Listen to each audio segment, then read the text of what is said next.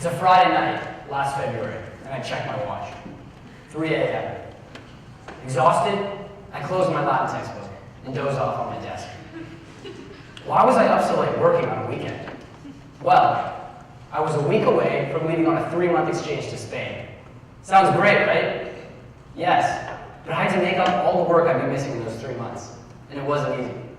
On that Friday night, I wish I hadn't signed up. But in the end, the exchange turned out to be one of the best experiences of my life. You might be wondering what this has to do with eco-sustainability. Today, most North Americans accept that climate change is a major threat, but still, not enough is getting done. One problem is society's attitude.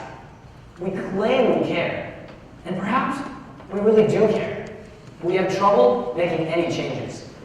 We're all guilty of it. We pledge to switch to the subway, turn off lights, and insulate our homes in the future, but today, we do nothing. What links this problem in my exchange is behavioral economics. Behavioral economics applies research from psychology to create better economic models. Classical economics modeled the consumer as the economic man, who was perfectly rational and always made sound economic decisions. However, few of us are actually like that. We're often very irrational. We avoid work at all costs and prefer small, short-term pleasures to large, long-term benefits. We sit on the couch and eat chocolate today, but pledge to go for a run and eat salad next week. The problem is, the next week, we say the same thing. We love the idea of improving our lives, becoming healthier, even saving the planet, but we end up leaving the necessary changes to a tomorrow that never comes. We need a way to lock in our pledges.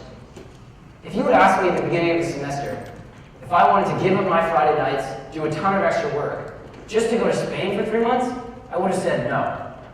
But a year earlier, when I signed up for the exchange, the trade-off sure looked good. And by pre-committing, by signing up for it, and paying for the exchange in advance, I locked myself into doing something I might not have otherwise. Unfortunately, because the tendency to devalue the future is so ingrained in human behavior, many believe that we as a society will never be able to make the changes necessary to save our species and planet from disaster. Behavioral economics offers hope.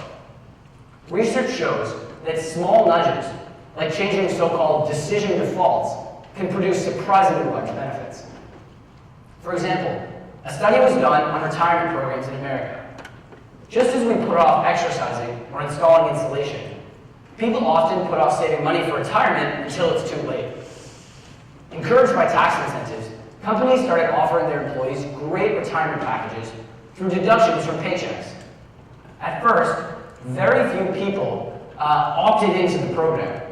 However, when the default was switched and people had to opt out not to join, participation rates soared.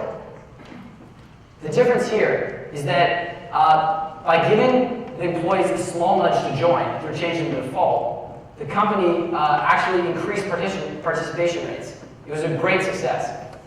And once the people were locked in, they didn't regret it. An environmental example would be default color roofs of houses and buildings. Today, most North American roofs are black, and people must deviate from neighborhood norms to use any other color. However, if all roofs were white, climate change would be mitigated through the albedo effect. White reflects sunlight, and black absorbs it. If governments gave companies even a small incentive to make white tiles the standard for all roofs, and if people had to request and submit extra paperwork for other colors, white roofs would become a trend, and soon, society's default. We'd be locked into white instead of black. Suppose every time a student went on an international exchange, they had to commit to planting enough trees to mitigate the pollution from the airplane. How much better off would we be? Sure, it's a radical thought, but what if that were society's default? Behavioral economics shows us the power of little things like decision defaults. And using this and some small nudges in the right direction, we can eventually reach eco-sustainability. Thank you.